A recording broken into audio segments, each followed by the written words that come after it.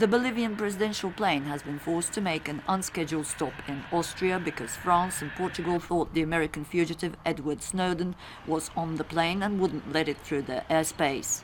The President Evo Morales was returning from Russia, where Mr. Snowden has been for more than a week. Bolivia said the American was not on their plane. Morales had to spend the night in Austria due to the incident. Egyptian President Mohamed Morsi is vying to stay in power and defend constitutional legitimacy, and generals work on plans to push the Islamists aside within the day and suspend the constitution. In a defiant midnight television address responding to military demands that he share power with his opponents or see the army impose its own solution, Morsi warned that any deviation from the democratic order approved in a series of votes last year would lead Egypt down a dangerous path. At least 22 people died when a 6.1 magnitude earthquake struck western Indonesia on Tuesday afternoon.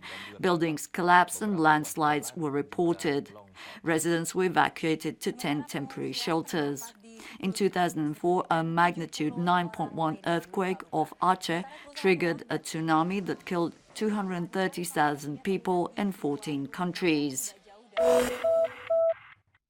The Hague Tribunal is to grant early release to Momcilo Krajisnik, who was serving a 20-year sentence for forcing Muslims and Croats from their homes during the war. The International Criminal Tribunal for the former Yugoslavia said that former Bosnian Serb parliamentary speaker Krajisnik would be released on September 1st after serving two-thirds of his war crimes sentence.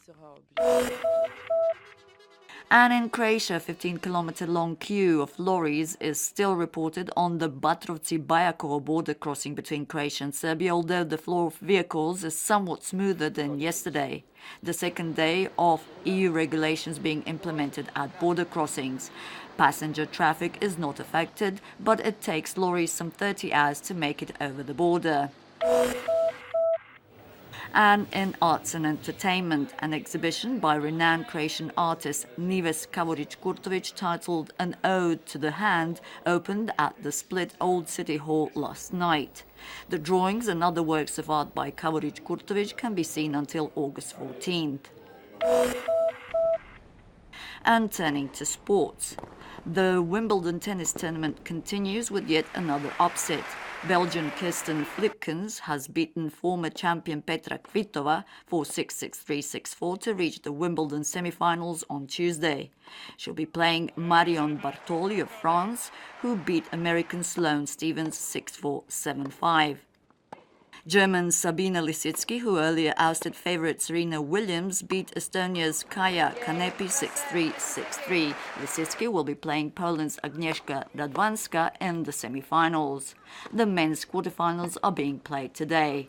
Croatian junior players Ana Konjuh and Borna Čorić have made it into round 3. And now for a quick look at the weather. It will remain prevalently sunny, some cloud buildup expected later in the evening in the western sections of the country, but it will remain mostly dry. Westerly and southwesterly winds along the central Adriatic coast. See calm to moderate in places. See temperatures between 21 and 23 degrees. Visibility excellent. Top daily temperatures between 26 and 30 degrees.